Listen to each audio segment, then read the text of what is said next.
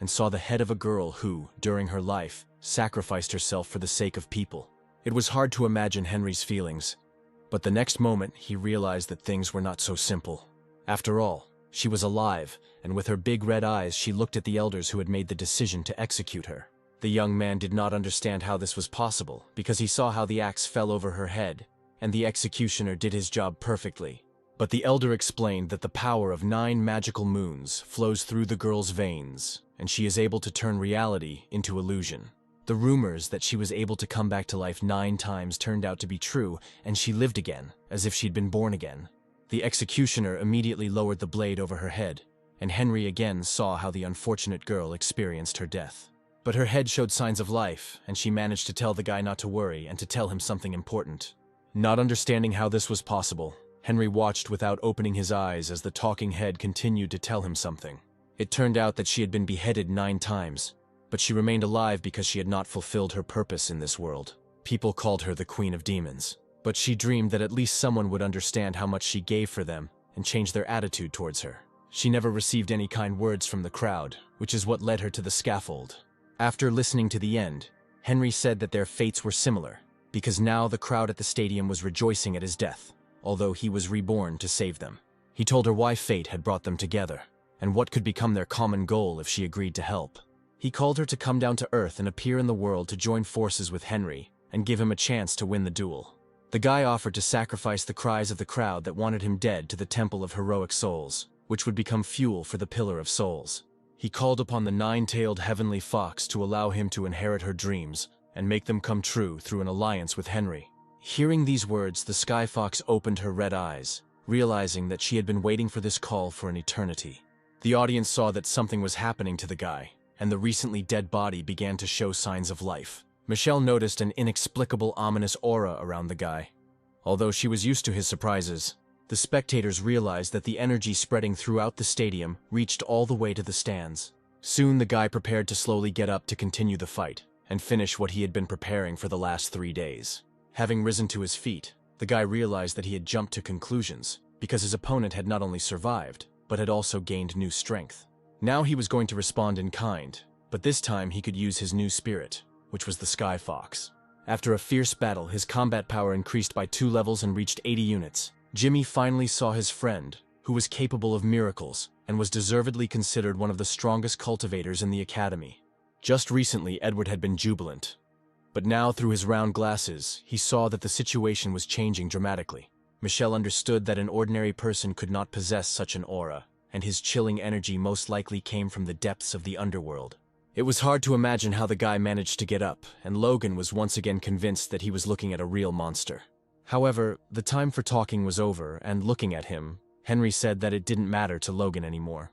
After all, now, instead of chasing cloned copies, he is ready to use the opportunities that the Sky Fox gave him. The mood of the audience instantly changed, and now they were outraged at how Logan could have made such a mistake and allowed the guy to get up. But it was at this moment that Agatha suddenly appeared on the very top platform, and taking the microphone, prepared to reveal the truth. She loudly declared that Charlie had been deceiving them all this time, and had framed this student out of personal revenge, while he was persuading her to seduce Henry for 200,000. The girl was secretly holding the phone with the voice recorder turned on, and now the recording was heard throughout the stadium. Finally, it dawned on them that the guy was truly innocent, and that Michelle had stood up for him before the disciplinary committee for good reason. Jimmy raised his hands high and shouted that these fools always believe in nonsense until the last moment, until you slap the evidence in their faces. This was great news, and Sophia was glad that the once cunning student had decided to take such a bold, heroic action. However, the outcome of the fight was not yet clear, and now it was necessary to understand how this fight would end for both guys. Michelle knew she could interrupt the competition and demand that both competitors stop, but she was in no hurry to do so. Standing in the stands, Edward understood that this scoundrel wanted to ruin their plan, and even Charlie made a mistake this time, getting caught on tape. The guy understood that after the failure of this venture, Edward would probably want revenge, so he shouted loudly that this was all another trick of the scoundrel Henry. And then Agatha quietly said into the microphone that she had gone against herself to give Henry a chance to win this fight. Henry listened carefully to her words, and, seeing her silhouette on the upper stands, he understood that he had to repay her for her kindness. He must win this battle and take revenge on these scoundrels not only for himself, but also for all the evil they have done to people. In fact, with the help of the Sky Fox, it was much easier than a few minutes ago, and the guy was ready to fulfill her request. At this point, Logan declared that according to the rules, he had already won, since Henry had been lying motionless for several minutes, and he could have finished him off. However, if the guy wants, he can continue the fight and finish him off again, doing it with particular sophistication. As per their usual tactics, several clones appeared on different sides of Henry and prepared to attack him with magic arrows. But now he could distinguish the clones from the real Logan much better, because it was the inner vision of his new spirit that suggested the right direction. And if the guy was counting on repeating his trick, then it was worth forgetting about it before it was too late. Suddenly, in Henry's mind, the stadium turned into one solid dark spot, and instead of 4 projections of the cloned Logan, he saw one real enemy in front of him. Michelle could feel the energy he used in battle, and was amazed that he was capable of such a technique. And then, suddenly opening his eyes, he saw before him the only goal towards which he should direct all his efforts. At this point, Logan, still invisible, could not understand how this student had distinguished him not only among the clones, but had even discovered him in the space of his magical rhizomes. Although it was too late to think about it, because the guy intended to finish this fight as quickly as possible and finally begin what he was reborn for. Of course, he could continue creating his clones until the end of the day, but this time, Henry would have enough strength to quickly deal with this problem. It seemed that now Logan had no choice but to flee the scene of the fight, because he could not hide behind his clones and ability to disappear forever. At some point, the guy found himself right in the middle of several projections of his opponent, and he had to choose where to strike next. Looking straight at him, Henry said that he was well aware of the 4 projection limit he could afford. No longer able to restrain himself, he responded by pulling the string of his bow and preparing to kill the guy with one magic arrow. Sophia watched her boyfriend's every move with bated breath, realizing that this fight was one of the hardest in his life. The chance of winning was about 1 in 4, and yet, if you made the right move, you could win. Jimmy had to restrain himself from jumping up from the stands and running to the center of the arena, even though he knew his presence wouldn't make a difference. The only thing he could do was to shout out some parting words to his friend, which he would surely hear, and which would give him strength. Unexpectedly for him, several students next to him also began chanting Henry's name, although just recently they had wished him to lose. And now Logan had to hear those cheers from the crowd again, calling Henry the rookie king and rooting for him. It was at this moment, when his opponent had let his guard down, that Henry realized that it was his turn to show his small but interesting surprise. And the next second he instantly appeared next to his opponent and pierced him with his sacred blade. It seemed that this once powerful warrior was now being defeated by a student he considered weaker than himself. But he realized this too late. And Henry reminded him once again that his challenge was a big mistake, even though he knew that the guy was acting on someone else's orders. Sharply pulling out the sacred blade, the guy ended the long duel, and this choice of path turned out to be decisive for him. It was obvious that, falling from a great height right into the thick of his magical trees, Logan would not be able to repeat the student's trick and be reborn after death. After his fall, a whirlwind of dust rose up in the stadium arena, and the spectators froze for a moment. The boy had studied ancient magical sciences for so many years, only to end up on the sand, pierced by a first-year student's blade. It was impossible not to admit that this was not an ordinary academy student, but a true genius, born once in 100 years. Coming down to him, Henry stated that he knew perfectly well the reason why Logan wanted him dead, although they were not initially enemies.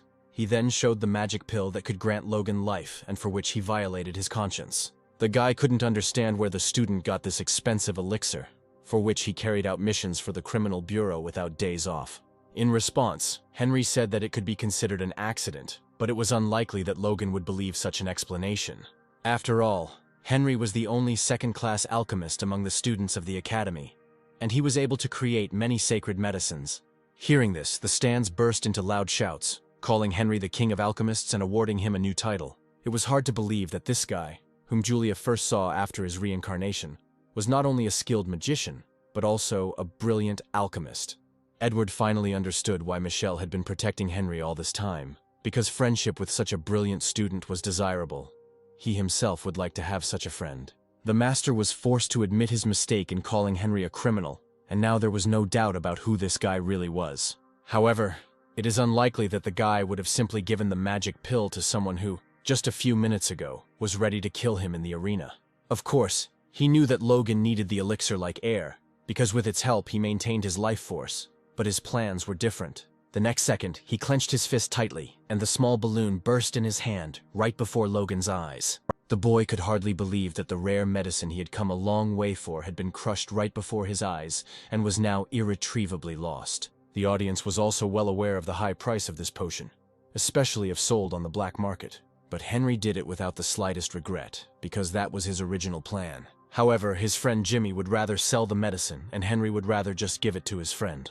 Looking at the stage, Julia understood that the student decided to show off to the crowd and attract Sophia's attention even more. Even the master doubted for a moment the correctness of the boy's actions.